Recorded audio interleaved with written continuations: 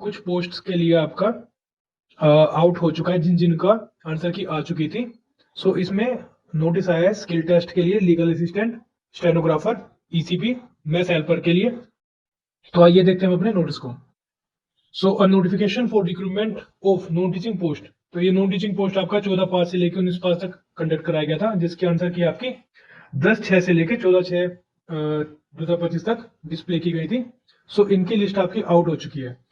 जो एनवीएस ने candidate select किए वो 1:5 के रेशियो में सेलेक्ट किए हैं। The list of candidate shortlisted for interview for the post of legal assistant and list of candidate shortlisted for skill test and trade test. तो इनका शेड्यूल आपका बाद में अनाउंस कर दिया जाएगा एनवीएस की वेबसाइट पे। तो आइए देखते हैं हम अपने कैंडिडेट्स को। सो लीगल असिस्टेंट में आपके 5 कैंडिडेट सिलेक्ट हुए, 1:5 का रेशियो, तो यानी कि एक पोस्ट के लिए। इसके बाद स्टेनोग्राफर है, लीगल असिस्टेंट का आपका इंटरव्यू होगा और बाकी सभी पोस्ट का आपका स्किल टेस्ट होगा। स्टेनोग्राफर है, और जो इसमें ये लिस्ट है आपकी, ये आपके रोल नंबर वाइज है, ना कि रैंक वाइज। सो इसमें आप ये मत मानिए कि आपका जो रैंक है वो यही है सीरियल नंबर, ये सिर्फ सीरियल नंबर है जो कि आपको रोल नंबर वाइज दे रखा है।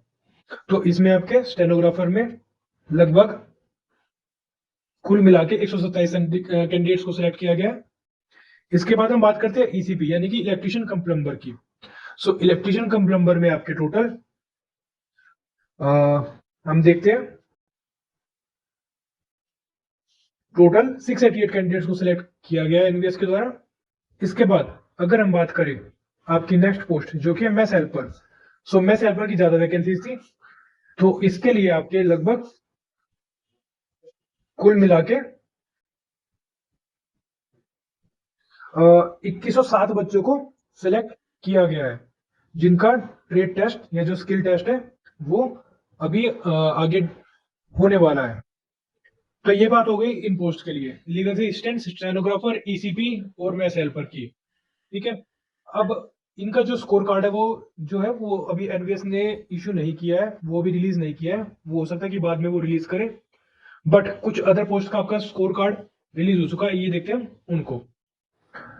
सो इस नोटिस में हम देख सकते हैं कि आपका audit assistant, assistant section officer, junior translation officer, computer operator और फीमेल स्टाफ नर्स और केटरिंग सुपरवाइजर, इन सभी पोस्ट के लिए आपका स्कोर कार्ड इशू हो चुका है। अब सेम हम बात करें तो ये भी आपके एग्जाम उसी टाइम पीरियड में हुए थे, बट इनका ना तो कोई स्किल टेस्ट है ना ही कोई ट्रेड टेस्ट है। तो इसी के बेसिस पे आपको जो है आपका डीवी में डॉक्यूमेंट वेरिफिकेशन में वो बुलाया जाएगा। तो the candidature of all candidates whose name appear in the score list are purely provisional and does not confer any right to the list. तो इसमें हम बात करें, इसमें सभी कैंडिडेट्स जिन्होंने एग्जाम दिया था उन सभी का स्कोर दे रखा है। ओके, तो अब आप कहोगे कि इसमें हम कैसे पता करें कि किन किन बच्चों को डॉक्यूमेंट वेरिफिकेशन के लिए बुलाया जाएगा। तो एनवीएस के रूल के हिसाब से जो डॉक्यूमेंट वेरिफिकेशन है, जैसे कि पिछली बार बुलाया गया था, तो पिछली बार 1:3 के रेशियो में इन्होंने डीवी के लिए बुलाया था।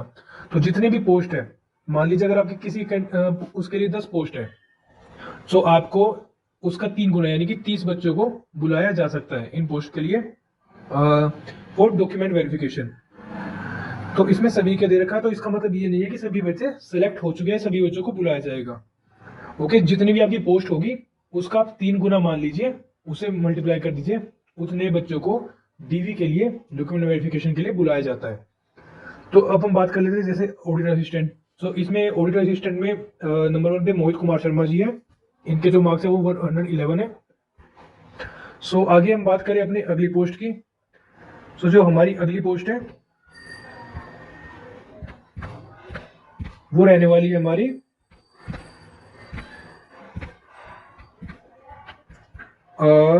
Assistant section officer. ठीक है, इसके ऊपर जो थी ये सॉरी ऑडिट असिस्टेंट की पोस्ट थी, और अब हमारी स्टार्ट हो रही है असिस्टेंट सेक्शन ऑफिसर।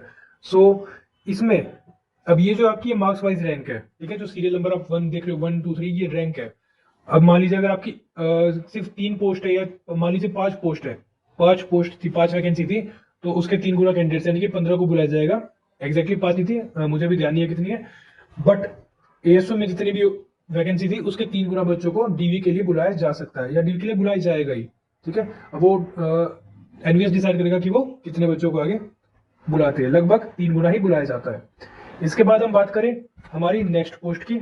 सो हमारी नेक्स्ट पोस्ट है जूनियर ट्रांसलेशन ऑफिसर। ठीक है, तो जूनियर ट्रांसलेशन ऑफिसर में नंबर 1 जो है फर्स्ट रैंक आई है सुप्रिया कुमारी जी की। इनके जो मार्क्स है वो 76.50 है।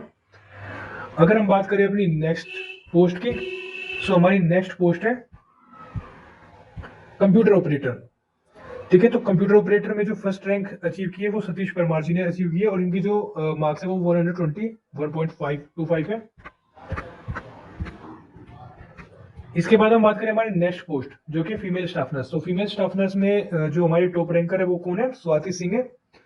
तो इनका जो मार्क्स है वो 76.75 है। सो ये आपकी रैंक वाइज लिस्ट है, इसे आप चेक कर सकते हैं हमारे टेलीग्राम ग्रुप पे, जिसका आपको लिंक मिल जाएगा डिस्क्रिप्शन पे। इसके बाद जो नेक्स्ट पोस्ट है आपकी, नेक्स्ट पोस्ट है आपकी केटरिंग सुपरवाइजर। सो केटरिंग सुपरवाइजर में जो फर्स्ट रैंक है वो प्रभात कुमार जी की है, इनका 87.75 है। अब ये आपके सभी ये सभी पोस्ट के आपके रिजल्ट आउट हो चुके हैं। ये फाइनल रिजल्ट नहीं है, मैं अगेन कह रहा हूँ, ये सिर्फ रैंक लिस्ट है। इसके बाद अगर हम बात करें जिन पोस्ट का अभी तक कोई भी नोटिस नहीं आया है एग्जाम के बाद से, यानी कि लैब अटेंडेंट, जेएसए और एमटीएस, सो उनके रिगार्डिंग भी आपको जल्दी आपको नोटिस देखने को मिल सकता है। या तो उनका री एग्जाम होगा, कंडक्ट कराया जाएगा, या फिर अगर उनका रिजल्ट पब्लिश किया जाता है तो पहले उनकी आंसर की ही पब्लिश करनी होगी, देन आपका रिजल्ट आएगा। तो उसके रिगार्डिंग आपको नोटिस जल्दी देखने को मिल सकता है।